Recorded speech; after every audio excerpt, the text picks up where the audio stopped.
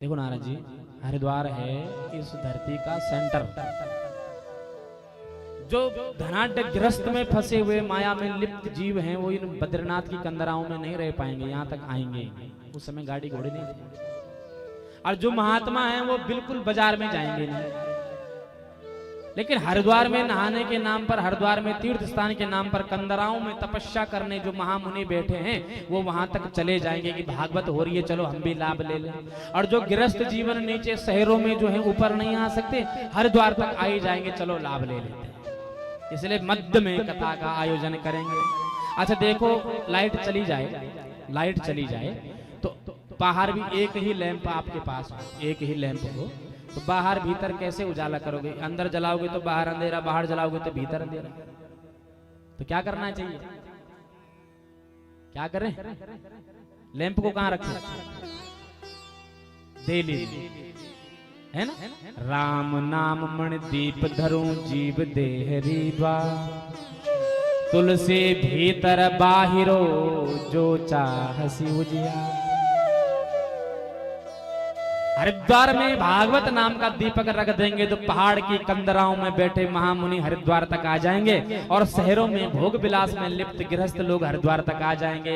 दिल्ली में दीपक रख दो तो बाहर भी उजाला, भीतर भी उजाला। जीवन मुक्त ब्रह्म पर चरित सुनई तज ध्यान। जो बिल्कुल जीवन मुक्त लोग हैं हरिद्वार तक कथा सुनने जरूर आ जाएंगे। इतना सुनते ही नारद जी प्रसन्न हो गए। सारे भूमंडल पर कोलाहल हो गया, सर्वत्र सूचना जाने लगी। यदा यातास्तटं ते तु तदा कोलाहलोऽप्यभूत्, भूर्लोके देवलोके च ब्रह्मलोके तथैव च। सारी जगह खबर पहुंचा दी, ब्रह्मलोक, भूरलोक, सत्यलोक, देवलोक, कि भाई हरिद्वार में भागवत होने जा रही है। सनक सनंदन सनातन और सनत कुमार जो हैं व्यासपीठ पर बैठेंगे, नारद जी मुख्य श्रोता होंगे और सभी लोग आए भागवत का लाभ लें। श्रीमद् भागवत पीयूष पानाय रसलंपटा, धावन्तोऽप्याययुः सर्वे प्रथमं ये च वैष्णवा। श्रीमद् भागवत पीयूष पान, इस रस गंगा का पान करने के लिए रसलंपटा, भगवान की भक्ति में जो तन्मय रहते हैं वो लोग सबसे पहले दौड़े भागे। सर्वे प्रथमं ये च वैष्णवः, जिनको भगवान की कथा से मोह है वो दौड़े दौड़े सबसे पहले आकर बैठ गए। कौन कौन आकर बैठे?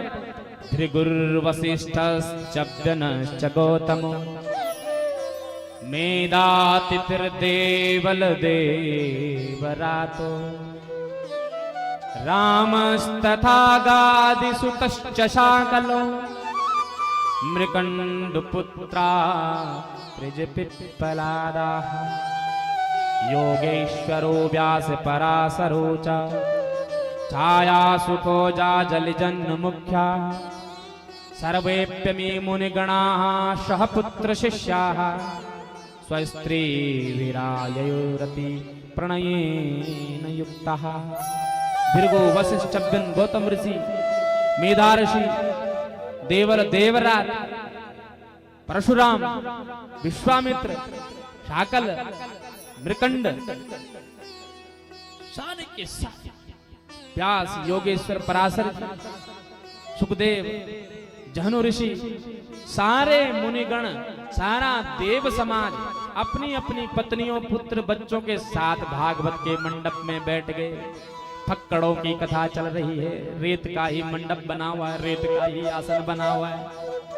लंगोट पहने हुए चार बाबा जो केवल 8 वर्ष की आयु के, जरायुष्मान न बाधते, भगवान की भक्ति की इतनी कृपा है कि उनको बुढ़ापा प्रवेश करता ही नहीं, हमेशा 8 वर्ष के ही बच्चे बने बैठे हैं। और 10 सप्त पुराणानि षट शास्त्राणि था यभू, 17 पुराण और 6 के 6 शास्त्र भी वहां आकर बैठ गए। गंगादा सरितस्तत्र पुष्करादि सरांसिचा, गंगा आदि नदियां भी आकर वहां बैठ गई और भागवत की कथा प्रारंभ हो गई। जय शब्दो नमः शब्दो शंख शब्द सदैव च, जय शब्द के घोष से, नमः शब्द के घोष से जयकारे लगने लगे। बोलो श्रीमद् भागवत महापुराण की जय। सनकादिकों ने कथा प्रारंभ की। सदासेव्या श्रीमद्भागवती कथा यस्याः श्रवणमात्रेण हरिश्चित्तं समाश्रयेत्। सनकादिकों ने कहा सदासेव्या श्रीमद्भागवती कथा। ये भागवत की कथा को हमेशा श्रवण करना चाहिए। यस्याः श्रवण मात्रेण हरिश्चित्तं समाश्रयेत्। इसके स्मरण करने मात्र से भगवान आपके चित्त में बैठ जाते हैं। और प्रताप सुनिए इसका। न गंगा न गया काशी पुष्करम न प्रयागतम शुक शास्त्र कथायाश्च फलेन समताम नयेत। गंगा नहाने पर, काशी नहाने पर, पुष्कर नहाने पर, प्रयागराज नहाने पर, किसी भी तीर्थ की यात्रा करने पर इतना फल नहीं है जितना भागवत जी को सुनने से तत् फल मिल जाता है। और आजन्म मात्रमपियेन सठेन किंचित। जिसने अपने जीवन काल में कभी भागवत की कथा नहीं सुनी, मिथ्या स्वजन्म जननी जन दुख भाजा। उसने अपनी माता को गर्भ की पीड़ा देकर बेकार में ही कष्ट दिया। वो इस धरती पर भार है जिसने भगवान की कथा श्रवण नहीं की। धिक्तम नरम पशु समम भूय भार रूपम एवं बदंति दिव्यदेव समाज मुख्या। धिक्कार है उस नर पशु के लिए जो मनुष्य का रूप तो है लेकिन पशु के समान है, जिसने श्रीमद् भागवत कथा नहीं सुनी। और ये हम नहीं कह रहे हैं, वदंति दिव्य देव समाज मुख्या। देवताओं के जो मुख्य देवता हैं, ऋषियों में जो मुख्य समाज है, वो इस बात को कह रहा है। कथा का मध्यस्थ चल ही रहा था। इतनी ही कथा चली थी कि भक्ति महारानी अपने दोनों बच्चों के साथ, जवान बच्चों के साथ कथा के मध्य में ताता थैया करते, नृत्य करते हुई प्रकट हुई। भक्ति सुतो तो तरुणो गृहीत्वा प्रेमे करूपा सहसा विरासी। श्री कृष्ण गोविंद हरे मुरारी नाथे नामान वदन्ति। श्री कृष्ण गोविंद हरे मुरारी नाथ नारायण वासुदेवा। श्री कृष्ण गोविंद हरे मुरारे हे नाथ नारायण वासुदेवा। कथं प्रविष्टं कथमागतेयं मध्ये मुनीनामिति तर्कयन्तं। कहाँ बैठे, ये कहां से आई, कौन है? मुनियों के बीच में तर्क चलने लग गया। तो नारद जी ने कहा ये भक्ति महारानी है, ये दोनों उनके बेटा है।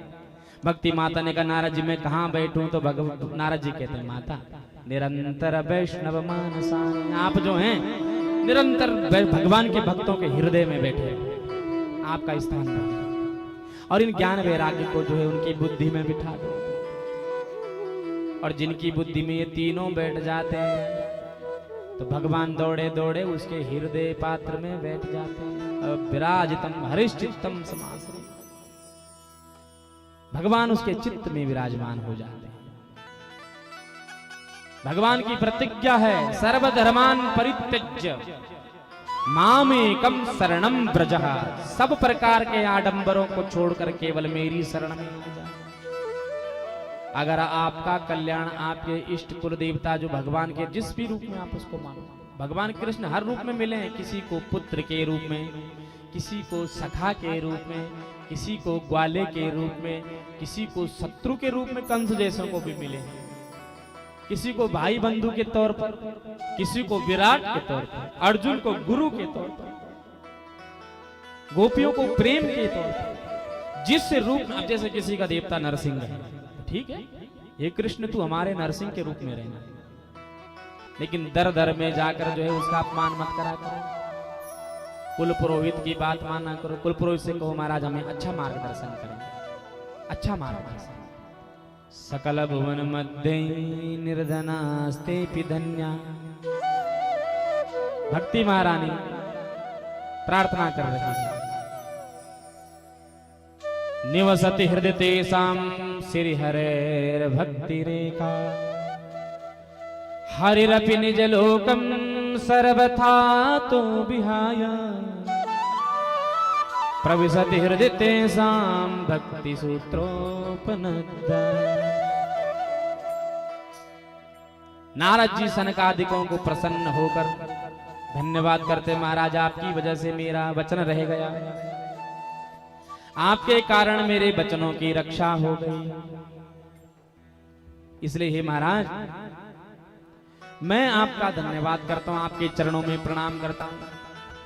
आज आपने मेरी वचनों की रक्षा करके भक्ति के बेटाओं को जवान कर दिया, स्वस्थ कर दिया। अच्छा महाराज, कथा का सारांश आगे बढ़ा और आगे बढ़ते पर कथा में नारद जी ने पूछा कि महाराज कौन कौन से लोग इस कथा के श्रवण मात्र से तर जाते हैं, कैसे